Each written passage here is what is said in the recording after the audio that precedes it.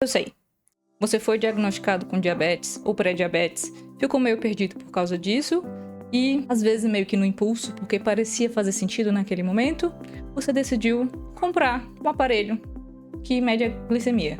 Que tal hora você descobriu que se chama um glicosímetro. Porém, essa decisão, que até parece óbvia, na verdade pode ser apenas um grande desperdício de dinheiro se você não tiver a indicação correta de utilizar. E é isso que eu vou te mostrar nesse vídeo hoje. Quem deve utilizar? Quem pode até utilizar, mas depende, e quem definitivamente não deveria ter um aparelho de medir a glicemia. Fica comigo até o final para você ver.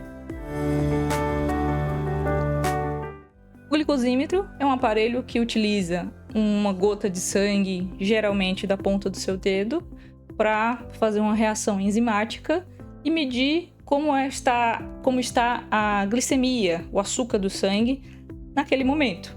Ele dá o resultado muito rápido, de 5 a 10 segundos, e se você olhar o preço dele, realmente não é tão caro. Hoje em dia, você compra em algo de ao redor de 50 a 100 reais. E realmente, depois que eles ficaram acessíveis a partir da década de 80 e 90, e principalmente nos anos 2000, quando o SUS popularizou ao disponibilizá-los para pacientes em uso de insulina, existe sim um impacto muito positivo no controle do diabetes. Mas esse controle se deu principalmente pelo controle de diabéticos tipo 1. Então, para quem que afinal o glicosímetro é indicado? É indicado geralmente para quem usa insulina. E quem é que usa insulina? Pessoas com diabetes tipo 1, muitas pessoas com diabetes tipo 2 e algumas pessoas com diabetes gestacional. E por que que as pessoas que usam insulina precisam medir? É simples. Porque existe um risco real de hipoglicemia. É quando o açúcar no sangue, a glicemia no sangue, cai para menos de 60. E isso é arriscado, porque pode causar perda de consciência, convulsões, dentre outros sintomas, que fazem a pessoa passar muito mal. Então isso precisa ser corrigido rapidamente. Então sim, quem usa insulina tem que ter disponível o aparelho para medir o diabetes, justamente para reconhecer esses estados e poder agir em cima disso. O segundo motivo por qual pessoas que usam insulina precisam do glicosímetro é justamente poder ter medidas ao longo do dia, anotá-las e a partir daí levar para o seu médico e assim ter um ajuste fino e personalizado das doses de insulina que o médico vai continuar prescrevendo para aquela pessoa. Então, até agora, risco de hipoglicemia e ajustes da insulina. O que faz sentido porque que pessoas que não usam insulina, em geral, não vão ter indicação. Mas a gente tem uma exceção a esse primeiro grupo que ajuda a entender o depende do próximo grupo, que são as gestantes que não usam insulina. No diabetes gestacional, geralmente nós só temos duas opções. Ou a gestante usa insulina, porque os níveis já estão altos o suficientes para isso, ou a gestante não precisa utilizar insulina, contanto que ela controle o diabetes gestacional a partir da alimentação.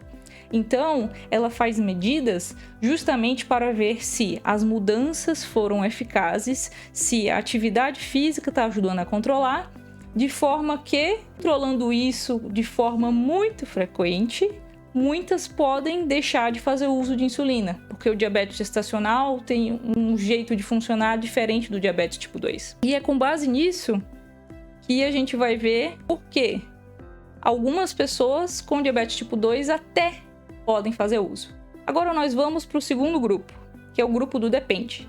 E aqui ficam a maioria das pessoas, principalmente os diabéticos, que não usam insulina. E, embora a ciência não concorde muito, acredito que os pré-diabéticos também podem ficar aqui no grau do depende. Por que depende? É simples. A maioria das pessoas com diabetes tipo 2 que fazem uso de medicamentos não tem um risco real de hipoglicemia, exceto se você usa medicamentos da classe da sulfonilureia, enfim. Gliclazida e glibenclamida são os medicamentos mais comuns, porque como eles aumentam a secreção de insulina pelo pâncreas, sim, eles podem acabar aumentando o risco de hipoglicemia.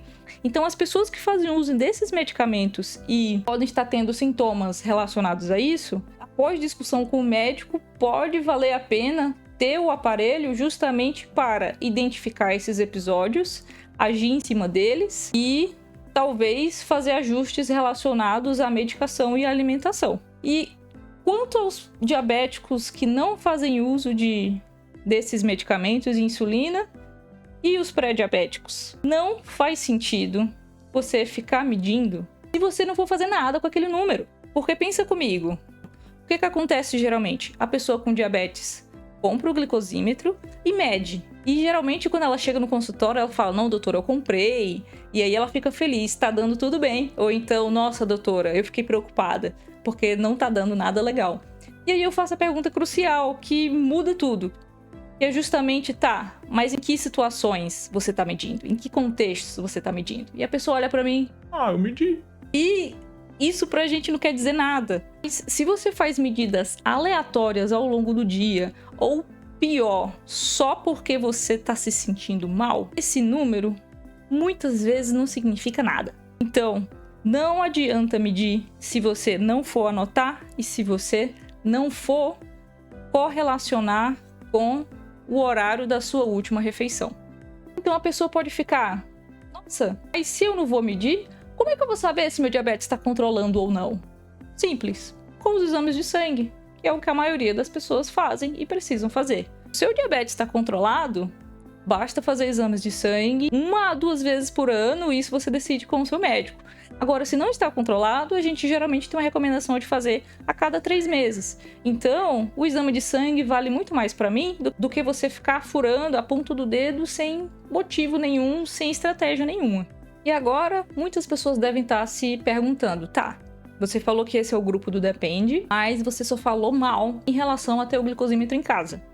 Quando é que, então, vale a pena usar o glicosímetro? Se você anotar de uma forma consistente e se você tiver um plano para mexer ou na alimentação ou na atividade física, de preferência combinando com os profissionais de saúde que te acompanham, então com médico, com enfermeira, com nutricionista, aí sim, pode até valer a pena, mas por um curto espaço de tempo. Ou seja, se você precisa ter um programa estruturado de, olha, eu vou ver quais são os alimentos que eu como no meu dia que mais fazem meu diabetes subir.